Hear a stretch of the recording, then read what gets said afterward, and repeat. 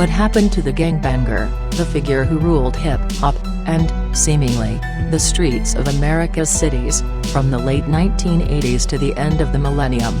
Americans projected their racial and social anxieties onto this figure, inflating him into a super predator, fuel for the tough-on-crime policies of the 90s.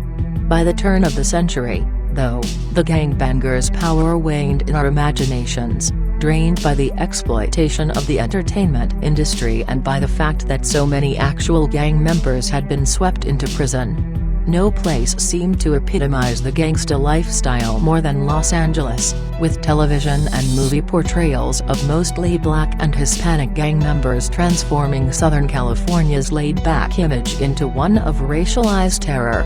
There was a reality behind the representation, of course: desperate young people who sometimes caused great harm to others and to themselves, and who might have been only dimly aware of the larger forces pushing them: deindustrialization and globalization disrupting blue-collar paths toward the middle class, the interwoven interests and cynicism of the war on drugs that set many young minority men up to fail, the racial tensions between the police and urban residents.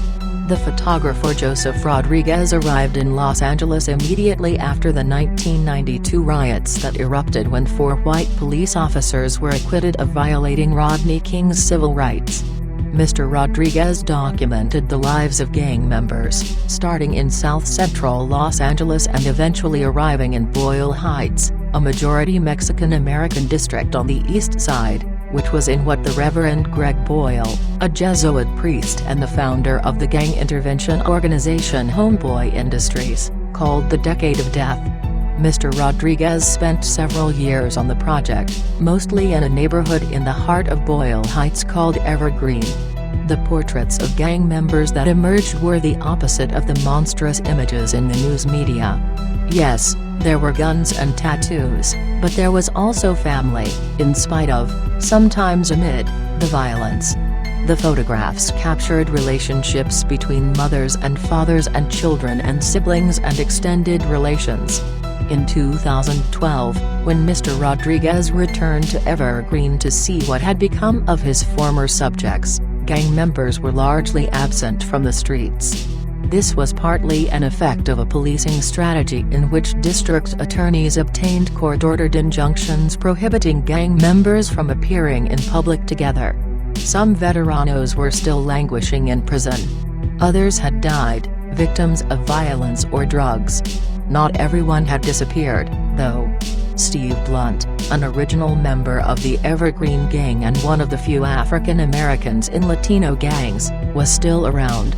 In Mr. Rodriguez's early photographs, Mr. Blunt appears as a wounded warrior, addicted to heroin and enduring one loss after another, the deepest when his son Steve Jr. was killed in a gang-related homicide in 1998. The father had barely gotten clean when he buried the son. "I cried every day and every night," Mr. Blunt said. "I woke up every morning crying, asking God when it was going to stop." Later, he buried his wife, Chris, a fellow addict who died of liver disease. With the pain came the realization that his life was also on the line.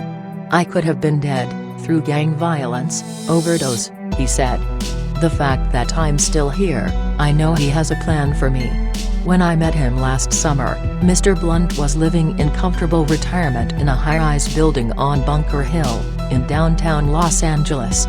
From his apartment on the 29th floor, he had a panoramic view of the city, including the rapidly crowding skyline of downtown and the gentle rise of land east of the Los Angeles River, Boyle Heights. He still crossed the bridge to the old neighborhood several times a week to check in on family. He has 7 grandchildren and 1 great-grandchild.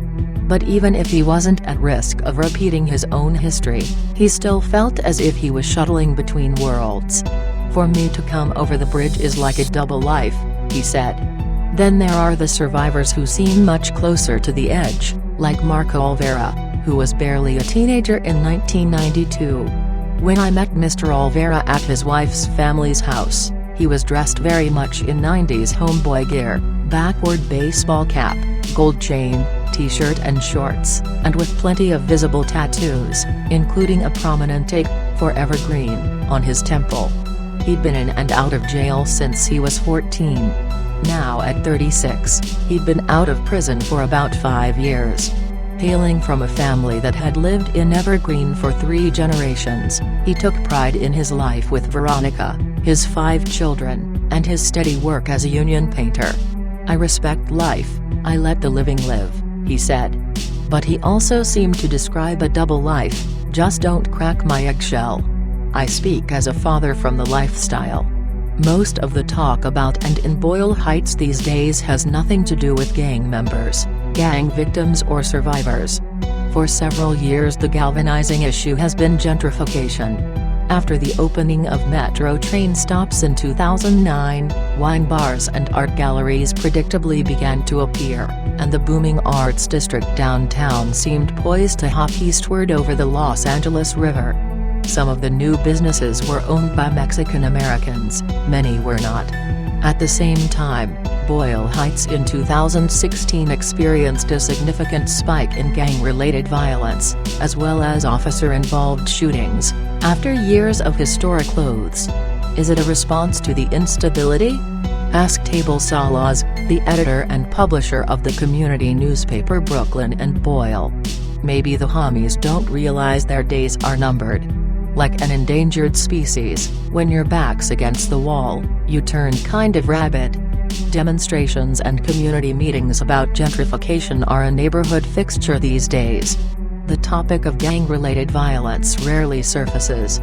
This collection of photographs reveals what has been erased, placing the men back in the landscape of a neighborhood undergoing tumultuous change, and one where their memories run deep. Joseph Rodriguez, a photojournalist, is a professor at New York University and the International Center of Photography. Ruben Martinez is a professor of literature and writing at Loyola Marymount University and the author, most recently, of Desert America, A Journey Across Our Most Divided Landscape.